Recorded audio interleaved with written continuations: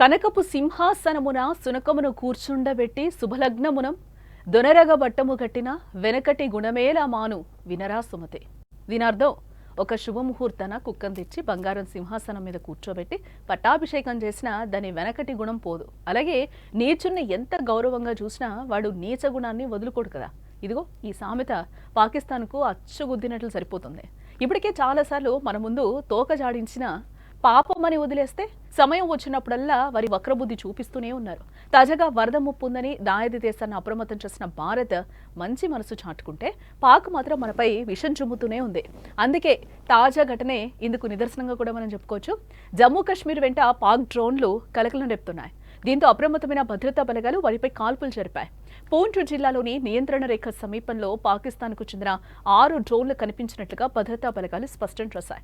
ఆదివారం రాత్రి 9 గంటల 15 నిమిషాల ప్రాంతంలో మెంధార్ సెక్టార్, బాలాకోట్, లాంగోట్, గుడ్సాయ్, నల్లా ప్రాంతాల మీదుగా డ్రోన్ కార్యకలాపాలను గుర్తించినట్లుగా ఆర్మీ అధికారులు అంటున్నారు. డ్రోన్లు చాలా ఎత్తులో ఎగురుతూ ఉండడంతో వాటిని అడ్డగించడం కష్టమైంది. డ్రోన్లు కొన్ని నిమిషాలు తిరుగుతూ పాకిస్తాన్ భూభాగానికి తిరిగి వెళ్లాయని కూడా అధికారులు చెప్పారు. అయితే ఈ డ్రోన్లను నిఘా ప్రయోజనాల కోసం మోహరించారని, ఏ ప్రాంతంలో భారత సైనిక కదలికలపై నిఘా సమాచారాన్ని సేకరించే అవకాశం ఉందని ఆర్మీ అధికారులు భావిస్తున్నారు. మరోపక్క సరిహద్దులో పాక్ డ్రోన్లు కనిపించడంతో భద్రతా దళాలు అప్రమత్తమయ్యాయి. గాలింపు చర్యలు ముమ్మరం చేశాయి. డ్రోన్లు ఎటువంటి ఆయుధాలు లేదా మాదక ద్రవ్యాలను జారవిడ్చలేదని కూడా నిర్ధారించారు. ఇటు మరోవైపు శత్రు వైమానిక దళాలు భారత గగనతలంలోకి రాకుండా నియంత్రించేందుకు కూడా గస్తీ ముమ్మరం చేసినట్లుగా కూడా మనకి సమాచారం అందుతోంది. నియంత్రణ రేఖ వెంట అంటే ఎల్ఓసి పాక్ డ్రోన్లు కలకలం సృష్టించాయి. గగనతలంలో పాక్ డ్రోన్లను గుర్తించిన భారత భద్రతా దళాలు అప్రమత్తమయ్యాయి. ఆదివారం రాత్రి సరిహద్దు అవతల నుంచి కూడా 6 డ్రోన్లు ఎగురుతూ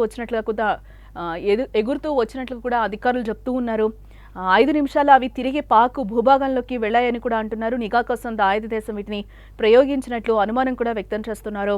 గత కొన్నేళ్లుగా జమ్మూ కాశ్మీర్లోని సరిహద్దు ప్రాంతాల్లో పాకిస్తాన్ డ్రోన్లు పలు ఆయుధాలు, మాదక ద్రవ్యాలను జారవిడుస్తూ ఉండడం పెద్ద సమస్యగా మారిందని కూడా అధికారులు చెప్తూ ఉన్నారు.